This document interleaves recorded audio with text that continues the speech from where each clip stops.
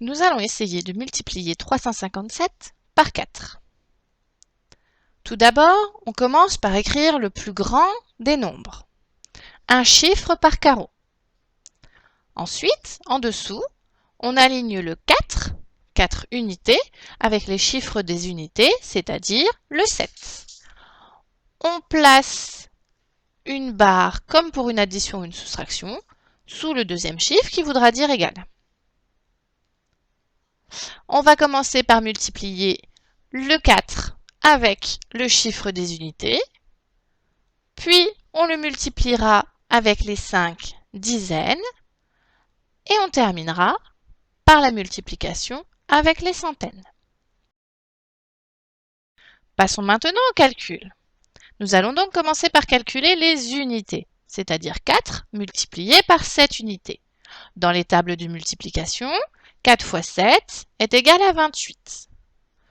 J'écris 8 sous le chiffre des unités. Je ne peux pas mettre le 2 à côté du 8. Je n'ai pas le droit de mettre 2 chiffres par colonne. Je place donc mon 2 en retenue au-dessus de mon chiffre des dizaines et je l'additionnerai ensuite. Maintenant, nous allons calculer les dizaines. 4 multiplié par 5 dizaines. 4 fois 5 est égal à 20, mais je dois ne pas oublier de rajouter le 2 que l'on a placé en retenue tout à l'heure. Donc 20 plus 2 est égal à 22. J'écris donc le 2 des chiffres des unités dans la partie résultat en dessous du 5 et je place ma retenue, le 2 des dizaines, en retenue au-dessus du 3 et je n'oublie surtout pas de barrer le plus 2 qui est au-dessus du 5 que j'ai déjà calculé. Ça me servira plus tard quand les multiplications seront plus grandes. Maintenant, je termine par les centaines. 4 multiplié par 3 centaines.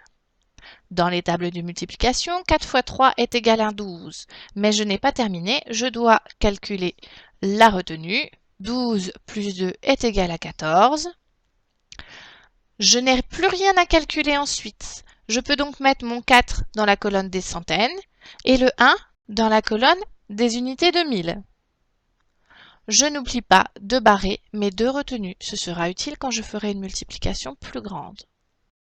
Le résultat de 357 multiplié par 4 est donc 1428.